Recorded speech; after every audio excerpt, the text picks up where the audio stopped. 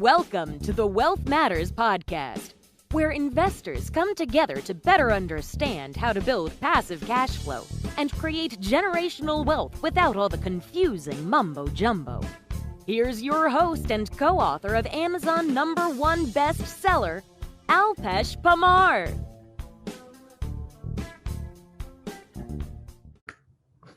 Welcome to Wealth Matters podcast. This is another episode of Monday Experiment and Reviews with Alpesh.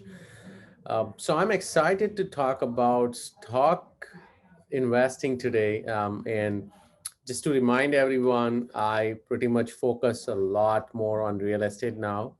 I would say 50% of my portfolio is in real estate. I'm still in stocks, mostly through my IRA, which is being managed by a professional fund manager. So I would say about 10% is in stocks, another 10% or maybe 15% is in stocks, 10% is in cryptocurrencies, and the rest is life insurance, cash, etc., etc. So that's how my portfolio is situated right now. And as you can tell, I'm bullish as well as, on real estate, as well as I love real estate. That's another important thing I want to mention, that you should invest in something you believe in as well as you are passionate about, not something you hear from others and then you think that, oh, I should jump in this thing as well. And that's how I was, and I still do that. That's called shiny object syndrome.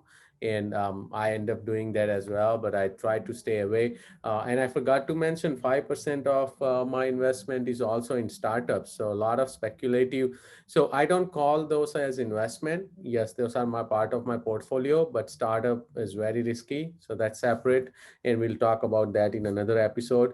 And cryptos are risky as well. That's my speculative bet, but I think I'm very, very bullish on the cryptos, and we'll talk about those as well in another episode. But today's episode is about stocks and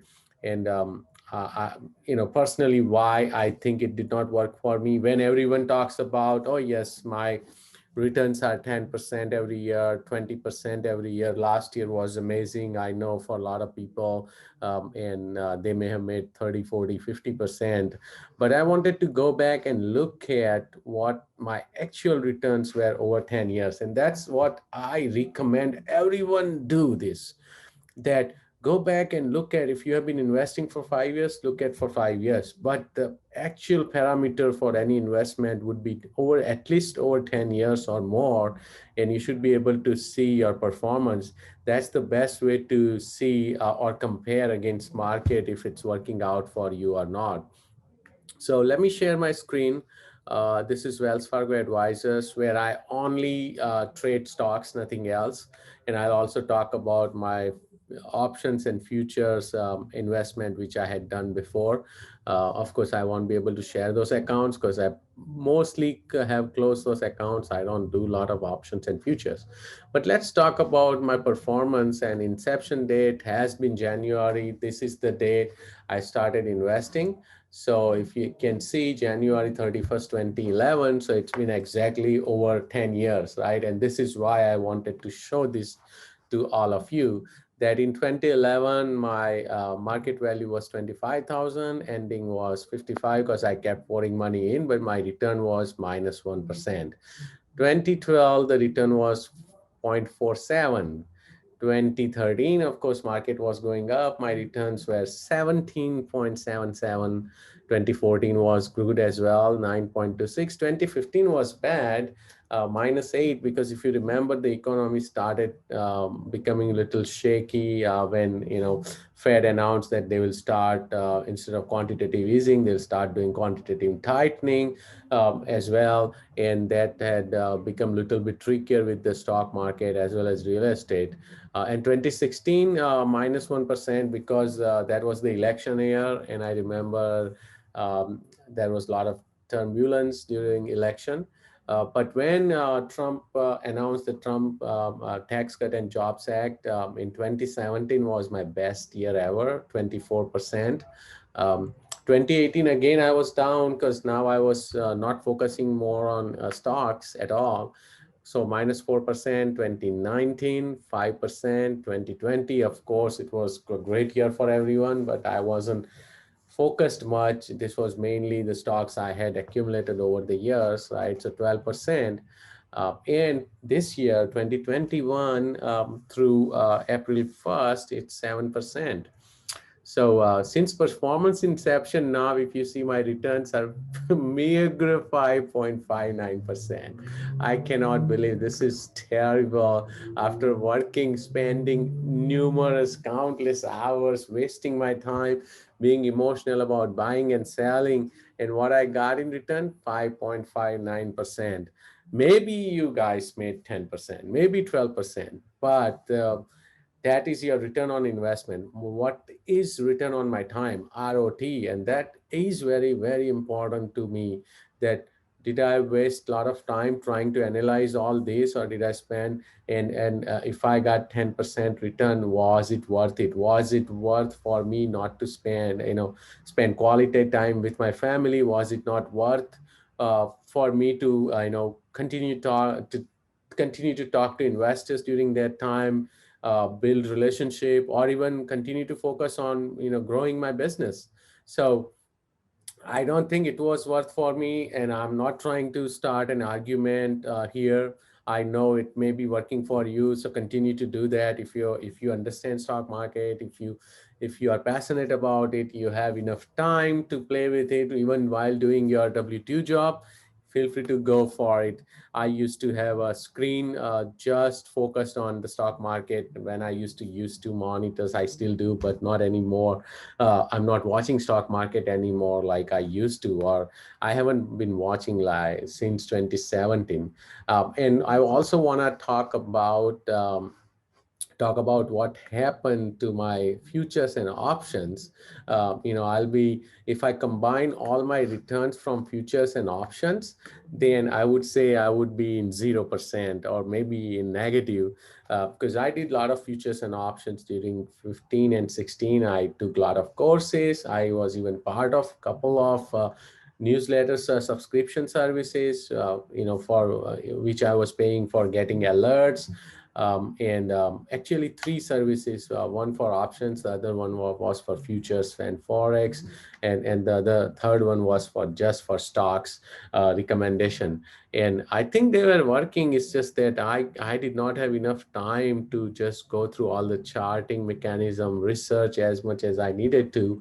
Maybe they may have worked for someone else who just wants to do this, but in the hindsight, I was doing good with option and futures. And one night for a futures contract, I forgot to put stop loss when I was traveling to India. By the time I landed in India, it had wiped out all my gains I had made in 2015 and 16, 16 grand negative.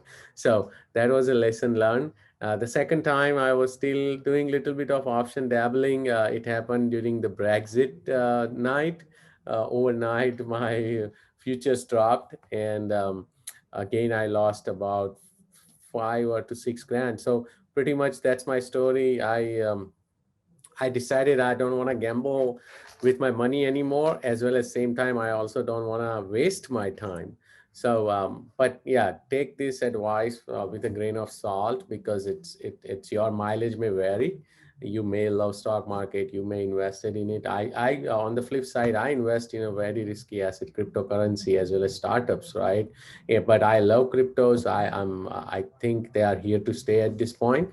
And I'm not advising you to go ahead and just blindly invest in crypto, or same way like a lot of people do, where they hear about a stock from someone else and they invest in the stock market.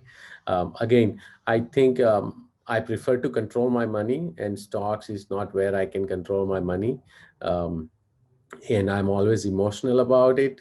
I'm always watching. So these are, and some of the yeah, I think pros. Yes, you can be with any investment you can make money, right? In stocks, another thing when I compare it to real estate is that there is no leverage unless you have margin, unless you use options or futures. But then again, you are literally gambling, because there is a time decay involved. There is also time component. With real estate, there is no time component. I have 30 years to pay that mortgage if I get the 30-year mortgage. I will still have 5 year if I take 5 1 arm, or if I have a commercial property with 5 year mortgage, but 25-year amortization. So I still have, and the leverage, the bigger risk is taken by the banks. In our case, with the margin and option, is still your money. It's the biggest risk is you are taking that risk, because you can have a margin call, or even in futures you can lost a lot of money. You can lose a lot of money. So that's the biggest advantage for me, is the leverage, because the bank or the lender is taking the biggest risk in real estate. Second advantage is the tax benefits. Real estate gives you depreciation, so that's another huge portion. Even after working so hard and making 5.59%, I must have paid a lot of taxes on it. So what was my take home money, right? That's another key. Let's, all of you, please go back and look at your stock investments, and figure out how much you made, and then how much tax did you pay on top of it, right? Was it worth your time and effort, right? Means in the same time you could have built a startup. In the same time you could have partnered with others and just invested passively in real estate or something else without worrying about anything. Yes, you can play around with your money as a hobby in stock market, um, or if you think you can make a professional career out of it as a trader, that's a different story. Because if you can earn a trader status, then you can write off a lot of office expenses. That's a whole another podcast episode, and you should definitely talk to your CPA. It's called TTS, trader status. So definitely look into that. But those two benefits itself for me, the leverage and the depreciation tax benefits are huge. And the third is cash flow, because yes, you can do that in stocks using dividend paying stocks, but in real estate, I can get real cash money every month without fail, not waiting for when they will pay out the dividend. So that's another big advantage. Of course, we can talk about a lot of other advantage, but this is why I prefer real estate. And I'm not saying that I don't do stocks. I still do very little in stocks, but my IRA is being managed by a fund manager who has invested 150 grand in stocks only. So that's there already. But that's why I want to continue to focus on real estate and the assets which I can control myself.